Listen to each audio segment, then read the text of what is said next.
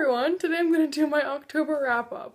I read 9 books in October, which I think was pretty good, so let's just get on into them. First book that I read this month was We Were Liars by E. Lockhart. A lot of people say you should go into this without a synopsis, and I kind of disagree. I feel like a synopsis wouldn't ruin this book, but a lot of people still feel that way, and I don't want to ruin this for anyone that doesn't want a synopsis, so I'm not gonna say one. I gave this 4 stars. I thought it was a really well-written book, and it was very entertaining. However, I guessed the huge reveal at the end. I guess I've been watching too much American Horror Story, but I totally got it before the twist happened, and I'm really upset about that, and that's what made it only a 4-star book for me. Was I think this was really hyped for me, but I still recommend it. It's really good, really fast, and it's a good book. The second book that I read, or it's a play, so I read it for school, and it's out of this honkin' textbook, A Doll's House by Henrik Ibsen. This is a play set in the 1890s in Norway. It's basically about feminism and a woman breaking away from her controlling husband, and may I just say, I loved it because we're talking about feminism in my English class, and I'm like, yay! This play was actually amazing. Whenever our teacher told us we were reading realism plays and there wouldn't be any soliloquies or anything, we were all like, yes! So it was just very fast-paced. I absolutely loved the development of this play, and I'm actually gonna buy a paper copy of it because I loved it so much and I'm gonna want to reread it someday. So, A Doll's House, very good. I gave it 4 stars.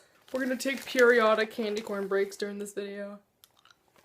The third book I read this month is Blind by Rachel DeWaskin. Blind is about a girl who was blinded in an accident, and she's just living her life blind, and it's about how a girl in her town commits suicide and she's trying to puzzle together why, along with trying to get used to being blind. I actually have a review up of this if you want to see my in-depth thoughts about it, but just very briefly, I thought it was a cool concept, but it really was boring for most of the book. Then I read a library book, and that was Shadowkissed by Rochelle Mead. I keep saying Michelle Mead every time I do a wrap-up, so I'm making sure to say Rochelle. I liked it. It's definitely not the best series in the world. Rose still annoys the crap out of me. I think she's just so immature, but I think they're really, really fast reads. I like the content or the plots, so we'll definitely be continuing, especially since it just now started getting really interesting and good. Then I had to read another thing for school, and that was Oedipus the King by Sophocles, which I did not enjoy as much as A Doll's House. This, I don't have a problem with it because it's really easy to read for a tragedy play set, when did he, 400 BC. I think it's really cool. I had no issues reading it. I gave it 3 stars. It wasn't amazing. I probably won't read the rest of the series or the other plays that go with it. For analytical purposes for class, I thought it was interesting, and I probably will never buy it or think of it ever again. Then I read a novella on, I can have it up on my Kindle.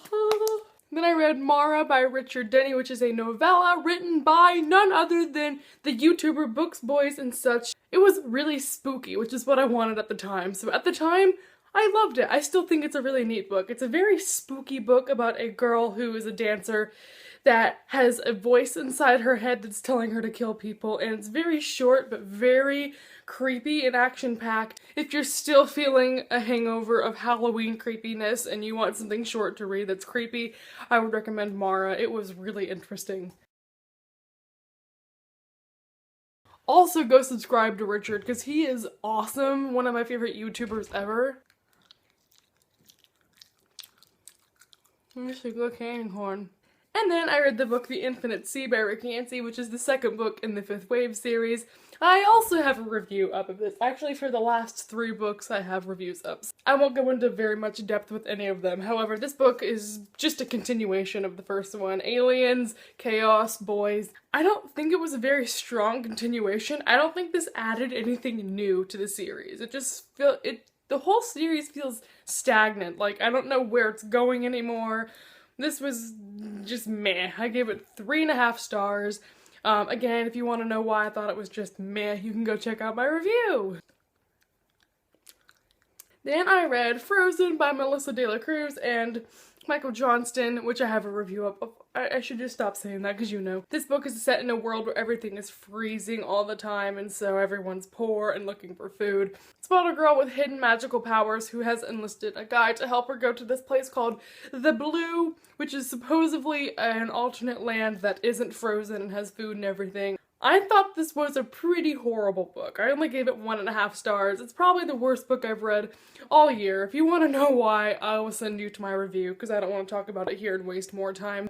Yeah, I don't recommend this at all. If you thought it sounded cool, just read Under the Never Sky by Veronica Rossi because that is basically the same thing as this and it's so much better. And the last book I read this month was The Young Elites by Marie Lu. I don't know if it was because I just finished a horrible book, but I loved this book. I just filmed a review on this, and I don't know if it'll be up before or after I post this video, but I will be linking that down below also. It's set in a world where a disease ravaged the land and the survivors all got marked with weird markings. They call them malfettos, and a select group of these malfettos have actual tangible powers, and those people are called the Young Elites. So our main character, Adelina, who is a Malfetto, discovers that she might have a power, so the Young Elites take her under their arm and they're just kind of training her and seeing if they want to work with her and have them be with them, and it's drama between the royalty who want to get rid of them and them who are trying to save other Malfettos, and just a bunch of action. So good, very much loved it, and I can't wait for the rest of the series to come out because it was so great! I gave this 5 stars on Goodreads, but honestly it kind of rounds down to a 4.75. I had a couple teensy issues with it. Again, if you want to know why, check out the review. I'll see you next time. Thanks everyone for watching. Let me know what you read in October and or if we read any of the same books. Goodbye everyone!